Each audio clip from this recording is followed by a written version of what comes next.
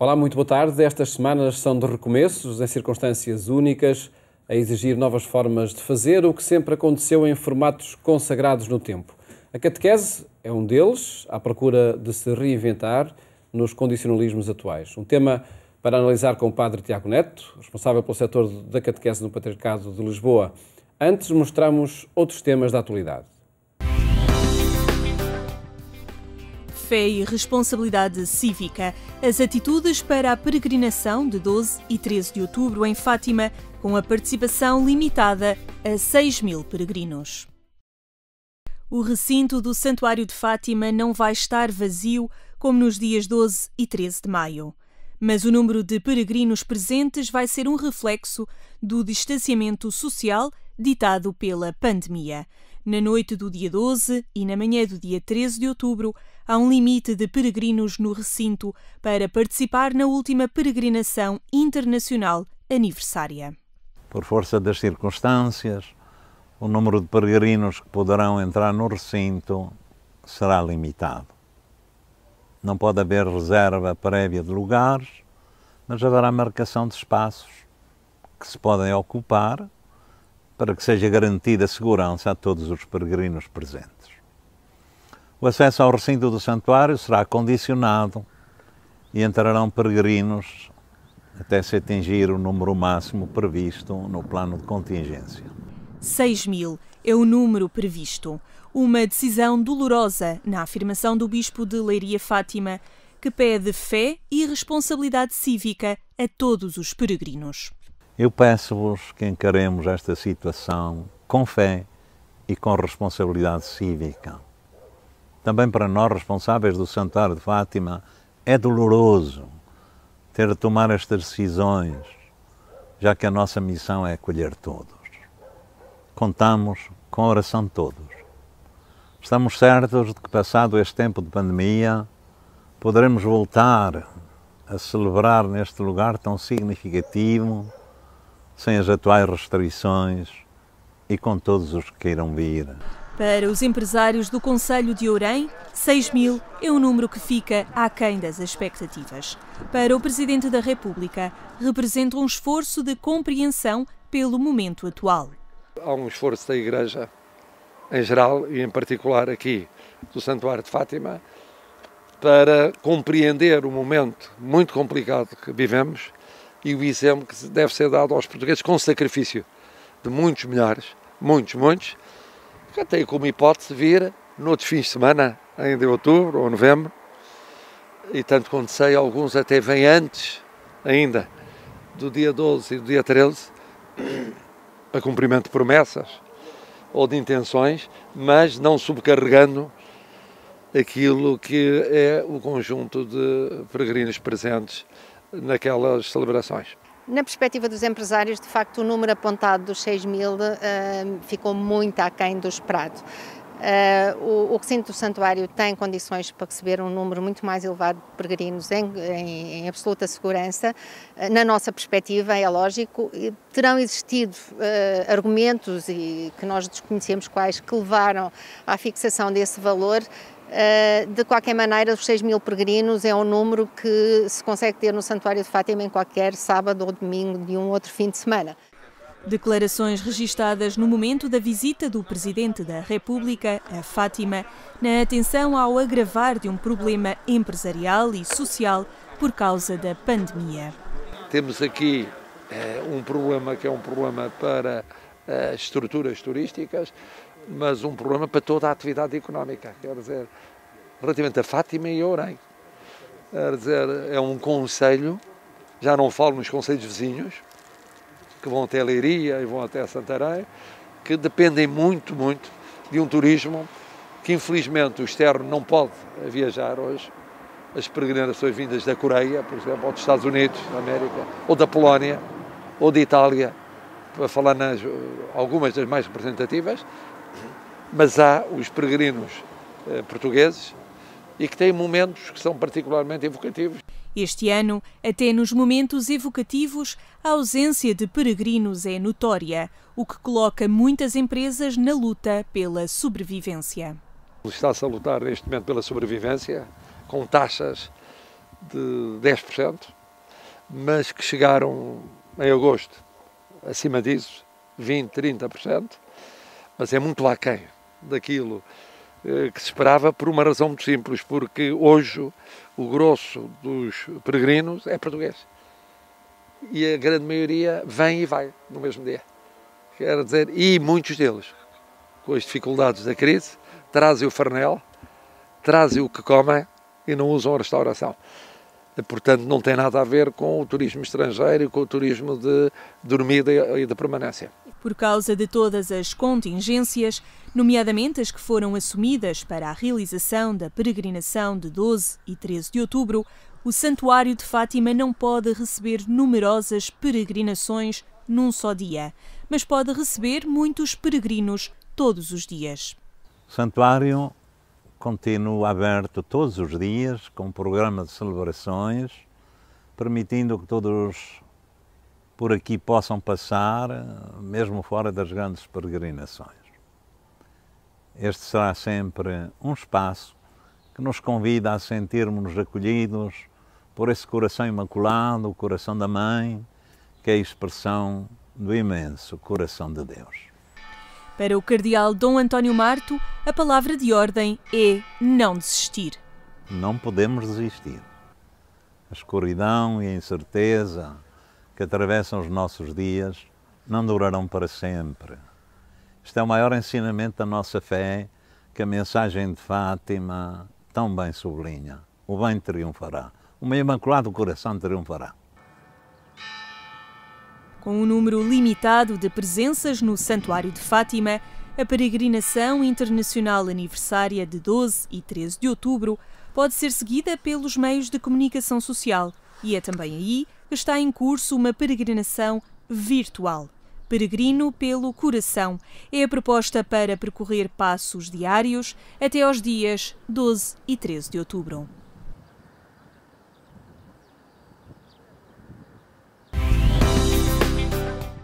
Um português trabalha há 16 meses com uma tribo na Etiópia. Pedro Nascimento é um leigo missionário comboniano. Salamno, ene Petros e Balalo, Selasand Ametnenha, Arun Portugal Nenha, Gana Barruala Ueda Etiópia Redal.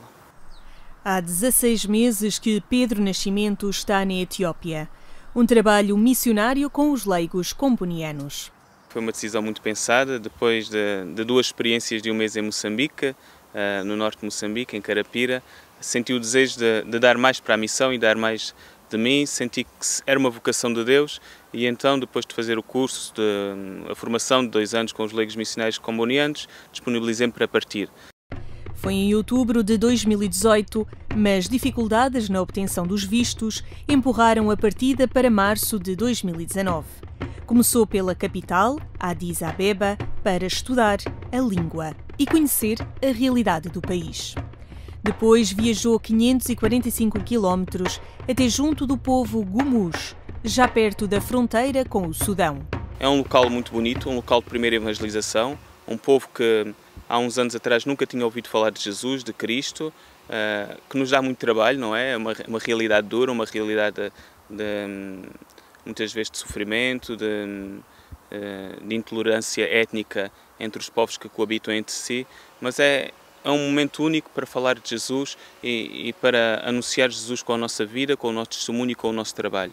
Então, por isso tudo, é muito bonito viver a missão entre os Gumuz. Pedro Nascimento reconhece que os leigos têm hoje um papel cada vez mais importante na Igreja e na missão. E muitas vezes vimos dois lados. Por um lado, a missão associada aos religiosos e às religiosas e, por outro lado, o voluntariado, com muitas pessoas que sentem a necessidade de fazer o bem e de ajudar o próximo, mas desligado da religião. Nós leigos também como um papel fundamental que temos na Igreja e na nossa fé, para além deste desejo de ir ao outro e de solidariedade e de comunhão, também temos o desejo da fé, de evangelização, de anunciar Jesus Cristo com a nossa vida. Então também é muito importante a vocação do leigo e a experiência que o leigo dá, porque muitas vezes o leigo também chega a outros pontos que os religiosos não conseguem chegar. E desta forma considero que cada vez mais devemos investir na missão do leigo. Naquela terra de missão, também fez a experiência do recolhimento a que a Covid-19 obrigou. Nós, quando começou o Covid, ficámos um tempo de confinamento. Suspendemos as celebrações de culto, suspendemos as catequeses, mas houve uma altura em que estávamos sempre em casa e muitas vezes eram as pessoas que vinham ter connosco, não é? E diziam, mas a vida para nós corre normal, porque é que não reiniciamos? Então, gradualmente começámos a reiniciar. E eu recordo-me que o primeiro dia que nós fomos às comunidades, visitar aquelas pessoas, o meu coração transbordava de alegria e percebia o porquê de estar ali na Etiópia e o porquê de estar entre o povo Gumes. Era por eles e só por eles, não é? Porque Deus já lá estava e sempre estará. Deus está sempre entre as pessoas, especialmente entre os mais pobres e abandonados. Mas a verdade é que Deus chamou-me para ali para estar com aquelas pessoas e quando estava com elas me sentia de facto completamente feliz. Trabalha com um povo muito marcado pelo sofrimento ao longo da história, muitas vezes escravizado e ainda hoje à margem das oportunidades. Os nossos Gumes usam arcos e flechas, vivem essencialmente da agricultura, têm uma pequena palhota para 12 ou 13 pessoas, mas há uma coisa que nunca ninguém lhes pode tirar, é esta alegria de serem considerados filhos de Deus e esta dignidade de humanos que somos. Por muito que nos tentem muitas vezes tirar a dignidade, e a eles muitas vezes lhe tentam tirar, nunca nos podemos esquecer, e nós missionários devemos recordar isso, que eles são filhos de Deus e que são tão dignos como nós. A Etiópia é um país com 1 milhão de deslocados internos em virtude dos conflitos étnicos. Um dos meus trabalhos era visitar um grupo de deslocados, brincar com as crianças, visitar as famílias que se encontravam numa escola perto de nós, cuja aldeia tinha sido incendiada, várias pessoas mortas e outras feridas durante o tempo da Páscoa devido a conflitos étnicos. Mas este é tradicionalmente um povo acolhedor. Pedro Nascimento já está de partida. Espero ir até junho do próximo ano, mais 8 ou 9 meses, e o que motiva são as pessoas, não é? Eu assumi um contrato de 2 anos, mas mais que o tempo, o importante é sentir-me realizado com as pessoas e, como vos dizia, por mais barreiras que haja, por mais problemas que tenho, o facto de estar com as pessoas faz-me sentir concretizar e feliz na missão. A alegria da missão revela-se através das pessoas que Deus nos enviou e muitas vezes também através da oração. A oração tem sido muito importante para mim neste tempo de missão. Colocar a Deus todos os meus problemas e muitas vezes receber as respostas que Ele me envia através dos outros. A ousadia missionária de cruzar continentes para perceber, afinal, que nada nos divide perante um cristianismo que não considera etnias, raças ou latitudes.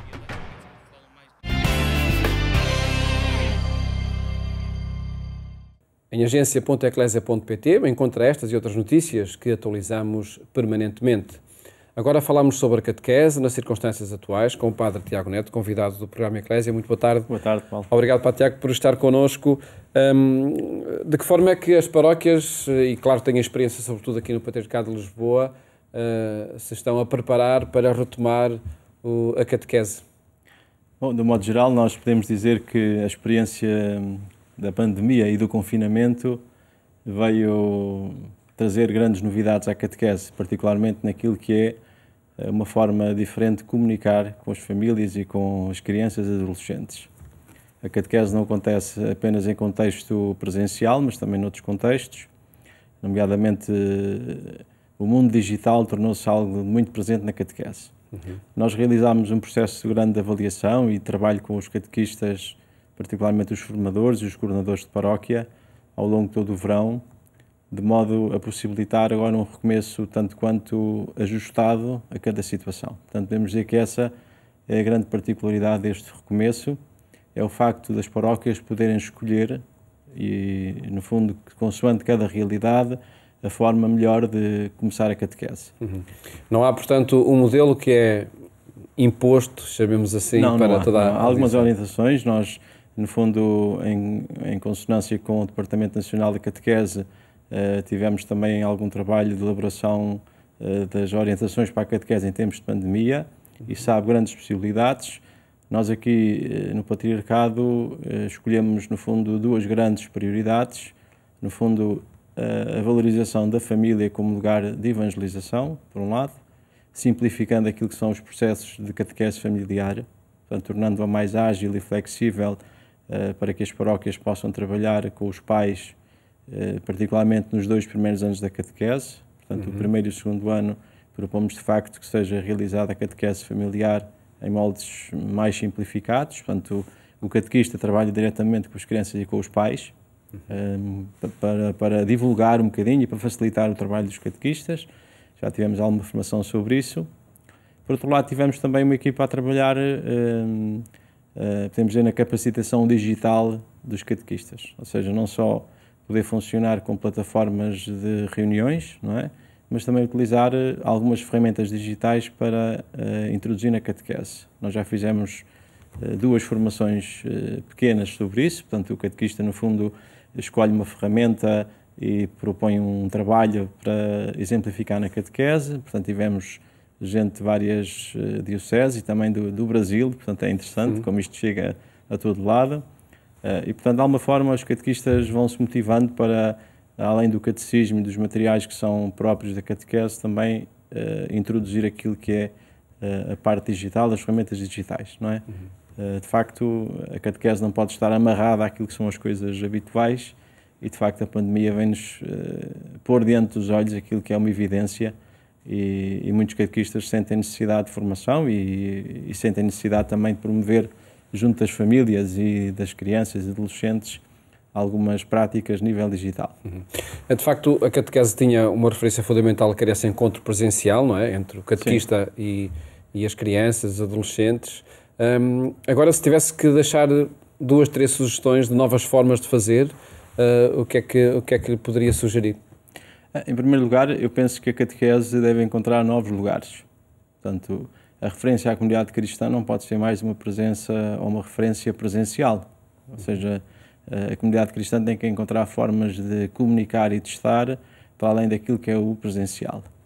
Se bem que seja... que é aquela sala de catequese confinada, isso não pode ser. Portanto, de alguma forma, a relação comunitária estabelece onde as pessoas estão, em casa, na família. Portanto, essa ideia de valorizar muito a capacidade de cada família no seu processo de evangelização e diversificar aquilo que são os momentos de presença da comunidade, aquilo que é a forma da comunidade de se estender. Portanto, estas dimensões. Depois, uma outra ideia tem a ver com a aplicação de ferramentas digitais, não é, que os adolescentes e crianças podem utilizar na catequese. Nós não temos muita produção portuguesa, mas através de jogos, temos aí perguntas, questionários, tudo é possível, no fundo, diversificar não só a própria experiência da catequese, como o acompanhamento e a comunicação com os adolescentes, crianças e famílias ao longo de todo o processo do ano pastoral. Portanto, a catequese não reduzida apenas a um momento, mas algo que vai acontecendo. E essa foi uma das experiências deste final de ano. Muitos catequistas não deixaram de contactar e de propor experiências catequéticas com os seus catequizandos. Esta circunstância faz com que todos estes processos sejam muito mais pessoais? Sim, eu penso que sim. Portanto, nós não podemos ter um sistema de catequese rígido. Uma paróquia tem que encontrar não só a forma ou as formas de possibilitar a catequese, mas cada catequista com o seu grupo, e em concreto com cada criança e família, terá que ver a forma mais apropriada para levar a boa nova do Evangelho. Não é? O que isso significa é, por um lado, uma proximidade maior às pessoas e uma personalização dos percursos de fé.